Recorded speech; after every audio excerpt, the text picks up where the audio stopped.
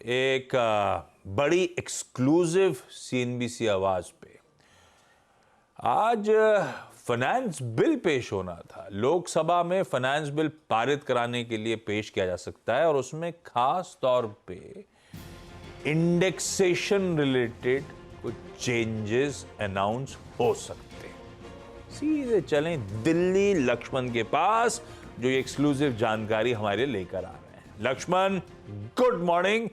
कुछ रिलीफ मिलने की तैयारी क्या? बिल्कुल, गुड मॉर्निंग। रिलीफ मिलने की पूरी तैयारी है और इसकी संभावना काफ़ी है। वैसे तो फाइनेंस बिल आज लोकसभा में पारित करने के लिए लाया जाएगा, ये उसकी लिस्ट में शामिल हो गया है, तो ये लगभग तय है। ये औपचारिकता होती वैसे, लेकिन ये औपचारिकता के बीच में सबसे महत्वपूर्ण खबर ये निकल कर आ रही है कि सेक्शन को हटाया था, उससे जुड़े नियम जो सेक्शन 112 था उसमें एक बड़ी राहत दे सकती है। राहत दो तरीके से आ सकती है। आपको याद होगा जब वित्त मंत्री ने ऐलान किया था तो एक तारीख थी 2001, यानी 2001 के बाद जो भी ट्रांजैक्शन प्रॉपर्टी खरीदी गई है उस पर इंडेक्सेशन नहीं मिलेगा। दूसरी तारीख थी जिस दिन बजट पेश कर रहे हैं उसी तारीख को लागू होने की तारीख मान ली गई।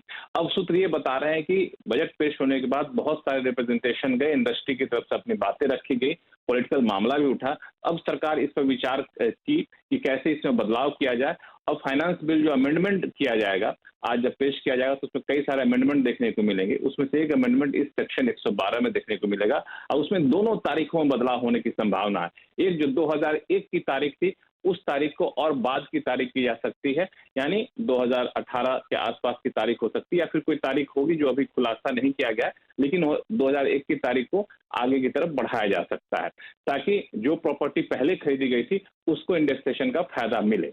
दूसरी, जिस दिन बजट पेश हुआ था उसी दिन से प्रावधान लागू होगा। ये जो तारीख है 23 जुलाई की तारीख, उस तारीख में बदलाव हो सकता है। एक विकल्प जिस पर गंभीरता से विचार किया है कि नए कारोबारी साल से इसको लागू किया जाए, तो ये भी एक विकल्प था जिस पर विचार किया गया और इससे अनुकूल जो है एक फाइनेंस बिल में संशोधन प्रस्तावित है।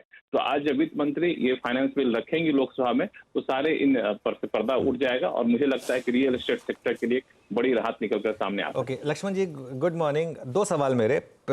क्या ये मतलब एक तरीके से माना जाए कि सरकार ने इसको कंस्ट्रक्टिवली लिया, जो फीडबैक मिला उसको, और क्या एक ऑप्शन ये भी दिया जा सकता है, एक तीसरा ऑप्शन, कि जैसे इक्विटी में, जैसे आप इनकम टैक्स में आप चूज कर सकते हैं कि आप ओल्ड रेजिम में रहें या न्यू रेजिम में रहें, क्या अगले 1-2 साल के लिए ये चॉइस मिले कि आप इंडेक्सेशन बेनिफिट और 20% टैक्स दें या विदाउट इंडेक्सेशन बेनिफिट 12.5% टैक्स दें? क्या ये भी ऑप्शन है? बिल्कुल, आपने बहुत सही कहा। दरअसल जब वित्त मंत्री ने बजट पेश किया उसके बाद जो रिप्रेजेंटेशन दिया गया तो वित्त मंत्रालय को भी एहसास हुआ कि कुछ ऐसा हुआ है जो शायद लोगों की अपेक्षा नहीं थी, काफी नाराजगी झेलने को मिल रही है। अब इसको ज्यादा कंस्ट्रक्टिव तरीके से इसको पेश करना चाहेगी और ये जो आपने बताया ये बिल्कुल विकल्प एक है और चर्चा के दौरान इस विकल्प पर काफी ज्यादा कंसल्टेशन हुआ है, क्योंकि ये सारी बातें अंतिम समय में तय की जाती है प्रधानमंत्री कार्यालय से सलाह मशविरा के बाद।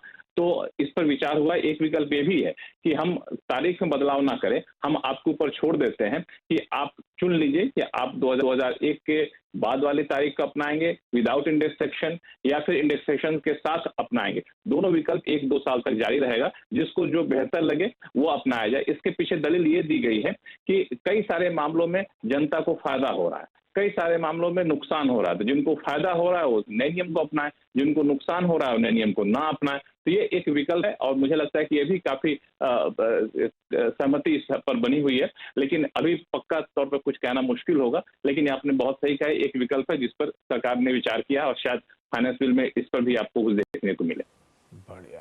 चलिए, आपकी इस खबर के चलते स्टूडियो में खुशी का माहौल है। मुझे हर्षदा नाचती हुई नजर आ रही थी। लेकिन भाई आज फाइनेंस बिल जब पारित होने लोकसभा में आएगा तो हो सकता है वो इंडेक्सेशन वाले मामले में कुछ अमेंडमेंट्स आते हुए नजर आए। 2001 से पहले की ग्रैंडफादरिंग 2001 की जगह हो सकता है वो मियाद बढ़ा के 2018 कर दी जाए, फिर कोई भी आसपास का साल।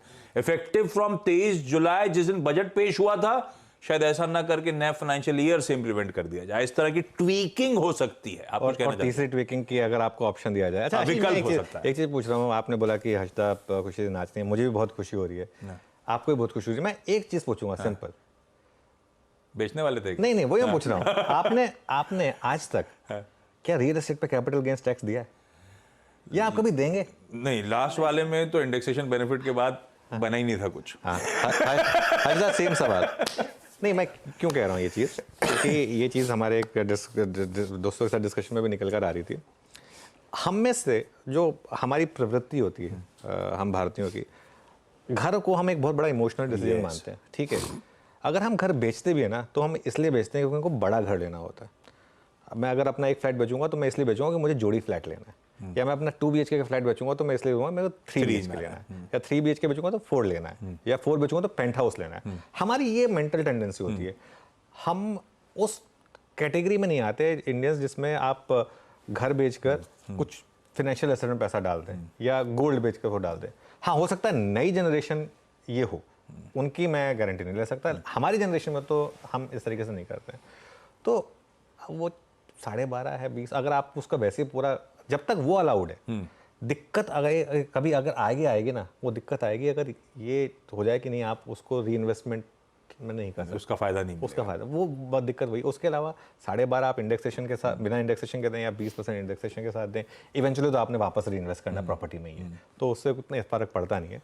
शायद यही एक कारण था कि उस दिन की एक 1 डे फॉल के बाद रियल एस्टेट स्टॉक ज़्यादा गिरे भी नहीं थे। ये बात सही है। हम घर क्यों लेते हैं, और ऊपर से ये बेच के मूव करना ऐसा लगाव होता है कि वो बेचना भी बड़ा मुश्किल काम हो जाता है। खैर, ये हो गई लक्ष्मण की एक्सक्लूसिव। आज रहेगी पार्लियामेंट पे नजर। अब कुछ खबरों वाले स्टॉक्स की तरफ बढ़ा जाए।